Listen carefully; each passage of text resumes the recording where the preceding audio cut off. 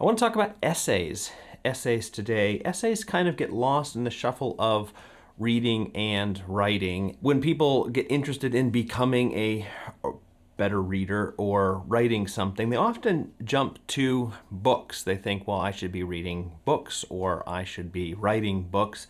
And they jump over the essay, which is a bit of a shame because essays are obviously shorter and therefore they're easier to write.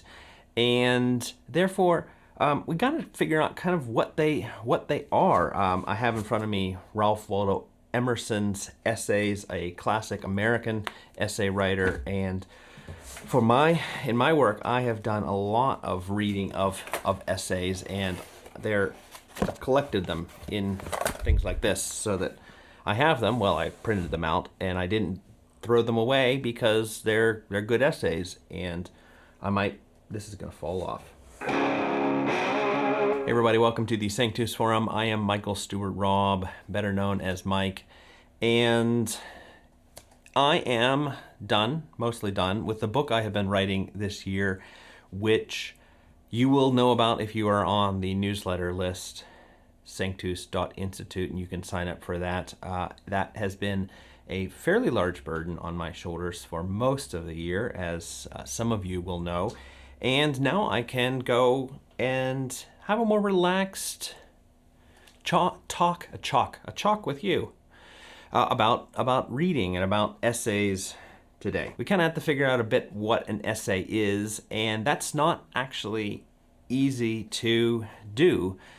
Historically, we can do it. Essays started with people like Montaigne, who is a 16th century writer, and Francis Bacon, who is a 16th, 17th century author, and these people started writing short pieces, argumentative, intended to persuade, often including their own viewpoint, their own self into it, and then you have century after century of fairly good writers writing these shorter pieces called essays up until our day. In our day, it's become a little bit more difficult to get to essays because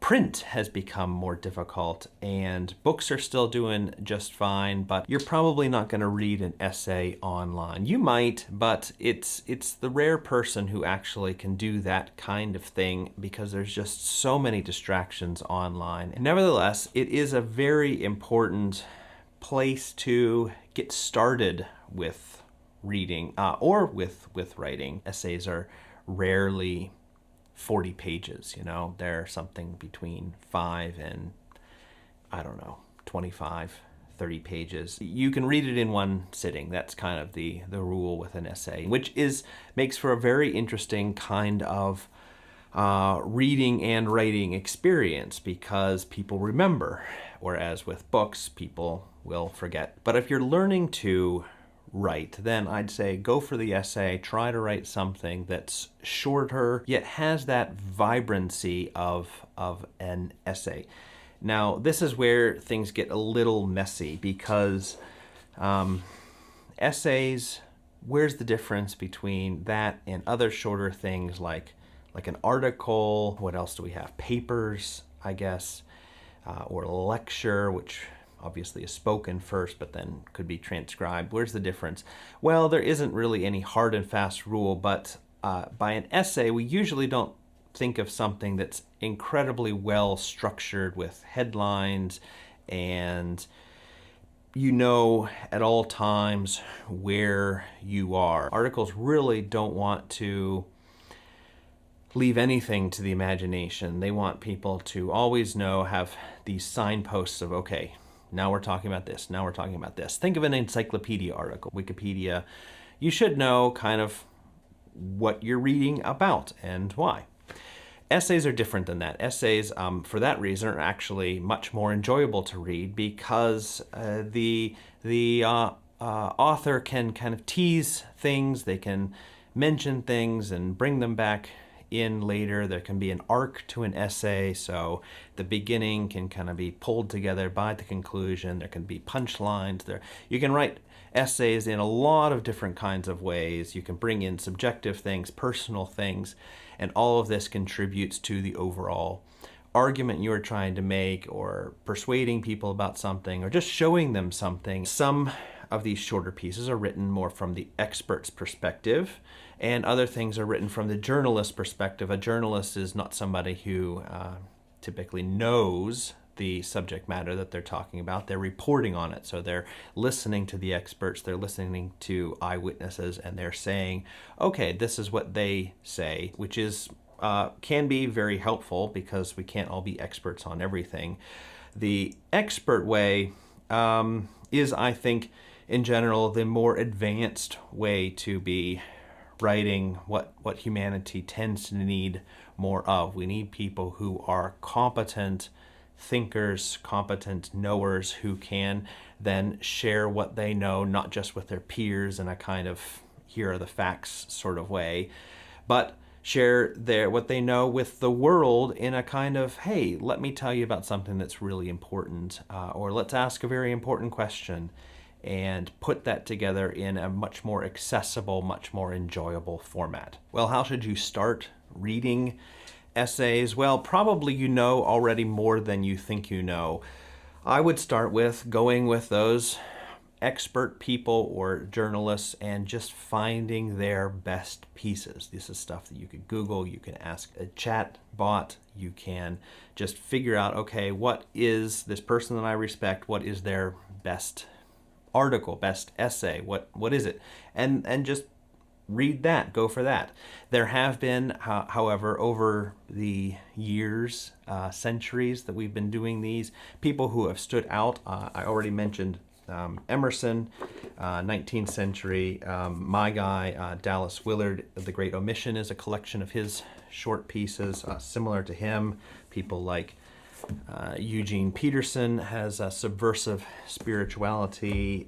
C.S. Lewis, who we've talked about a little bit, God in the Dock, Christian Reflections are collections of his shorter works. But then the person that you should really know, 20th century essay writer, is George Elwell, and he has some very excellent writings. One, Shooting an Elephant. If you want to know what an essay is or could be, I'd take a look at that. James Baldwin, Fire Next Time is the one I think is better than Notes of a Native Son. Charles Lamb, he's an older 19th century guy, but has a really great one on dissertation on roast pig, on eating roast pig. Very beautiful piece of satire there. Other good people, Wendell Berry. Sadly, I've only read one collection of Wendell Berry stuff, but he is such a brilliant essay writer. Most of the essays that you will probably read, the best ones, won't be collected in things like this. This is also kind of a weird way to read them, just one after another by one single author. It's more likely that you're just going to get one or two. And so here in my printed out notebook of things, I have this one here is by Kierkegaard. Then there's a bit, well, that's not exactly an essay. This one's by William Temple, older Archbishop of Canterbury. Here's one by John Wesley. Not exactly an essay, but kind of like that. This one here, I think, is another one by Wendell Berry, The Loss of the University. There's lots of really good things, and probably you'll only read one of these people. If I put it there, it'll fall down. I'm gonna put it over here. But here's my advice. Print it out. Don't read it on your laptop or tablet, certainly not on your phone. Print it out, be able to write on it. This is how you're actually going to be able to sit and understand it. Honestly, that's the way people read essays. It's not that we subscribe to some periodical and there's just these essays, great essays in there all the time. We just go for the best stuff and we find a way to read it, usually by printing it. I would be very interested to know whether this is hitting you somewhere where you need to be hit, whether this recommendation of finding some good essays and reading them maybe once a month is something which you have kind of forgotten about. So let me know, comments, however you do that, because it is something which I think is being lost in the day of blogs and quickly read and written online articles, things that are produced by chat bots. They're just not very good, honestly. So go for that good stuff. Find some essays, especially by somebody that you already respect, and read them. Enjoy them. Learn from them. And subscribe. I don't usually say that anymore. Thanks. Bye.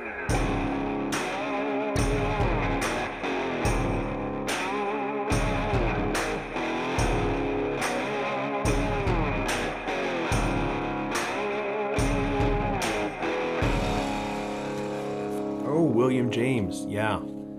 The will to believe. That's one to find.